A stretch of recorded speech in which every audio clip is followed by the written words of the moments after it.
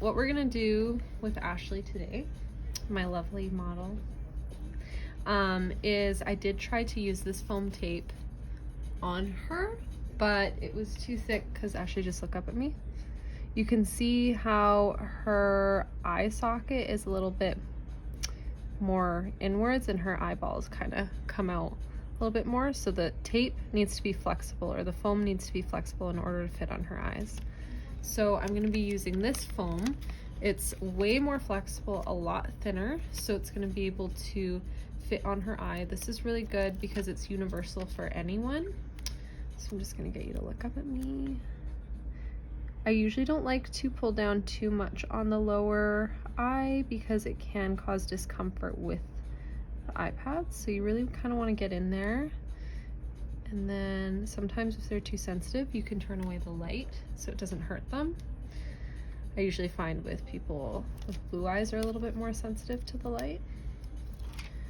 Okay, and then we're gonna do this again. So we didn't get all the lashes just because her eyes are a little bit different. So what I usually go in is with some 3M tape. The stuff, specifically with these iPads, don't stick.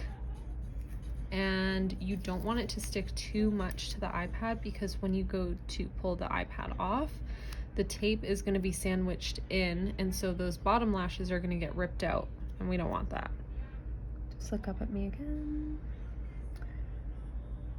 So I do see some little baby hairs. In close. Yeah, perfect. Open up again. So I'm just going to go in and tape those down, because that will be uncomfortable. How's that? Okay. So we're gonna do this again on this eye. I'm gonna start with the outer corner this time. So the outer corner is nice and stuck down. This is a foreign fill, just so we know. So we're probably gonna see a little bit different techniques applied when it comes to her lashes. So we'll kind of go in, see what could be done differently, because something can always be done differently, even with my work. So let's see. I'm just gonna zoom in on this eye in particular. So when we go through the lashes, we just want to make sure we're going through. I can already tell that there's a little bit too much glue, sometimes too much glue is either a good or bad thing. So what I mean is, like, you don't want to have globs of glue, but with someone with her type of eyelash, you want to make sure that you're not putting on too much glue because they're so thin, and it can actually damage and break the natural lash. And when you go to remove it, breaking the lash is more common.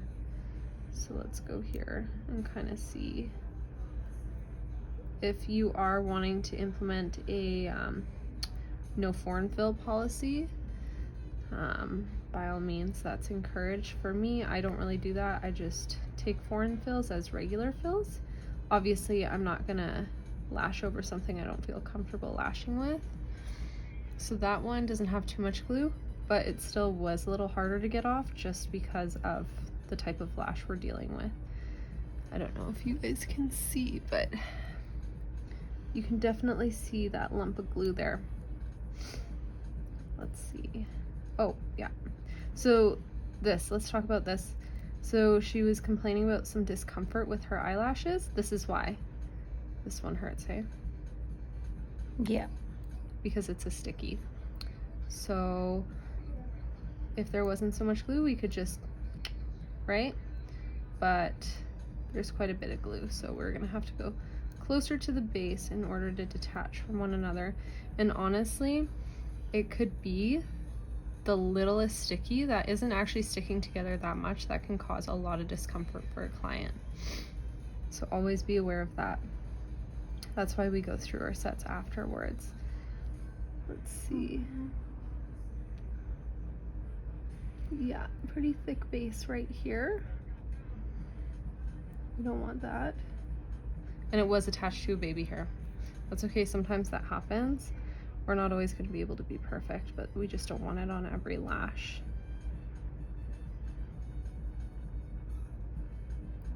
Okay. So banana peeling, I find, is the best technique for me. Sometimes that you can just pop them right off, but because this has so much glue, I don't think that's gonna work. Oh yeah, see another sticky here. So those were 2 lashes and they were stuck together. Right, just pop it right off. You don't want to pull too hard because you can bend the natural lash and it will be harder to lash it. Yeah. So, and for this person, this client in particular, I'd use 0.03s, not anything heavier than that, because her lashes are so thin.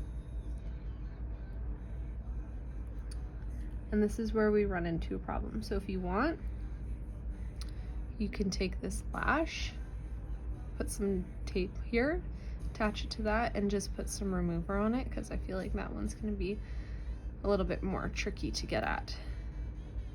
So we can do that removal technique. Sometimes some techs are more comfortable with that in general.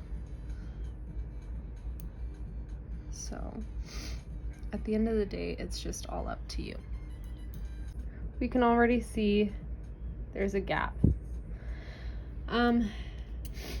What happens sometimes is the lashes are uncomfortable and our clients either play with or pick with their lashes just so they can get that discomfort out of there. So that's when we'll see that gap. If you see that gap, don't worry, you can always use a wider fan to kind of cover it. If it were a classic set, I would suggest either for the client to maybe take a break or do a volume or a hybrid set just so you can cover that. I wouldn't do the bridge method just because that can cause more trouble than it's worth.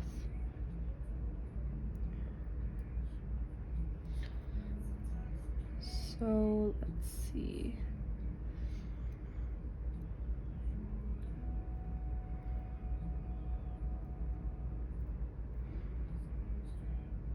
Okay.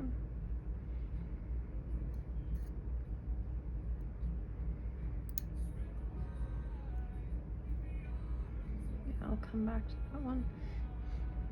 Don't try to push yourself to remove lashes that you don't feel comfortable removing, because you can actually end up causing a lot of discomfort for your clients. What happens is if there's a lot of discomfort, they don't want to come back. You want your clients to keep coming back.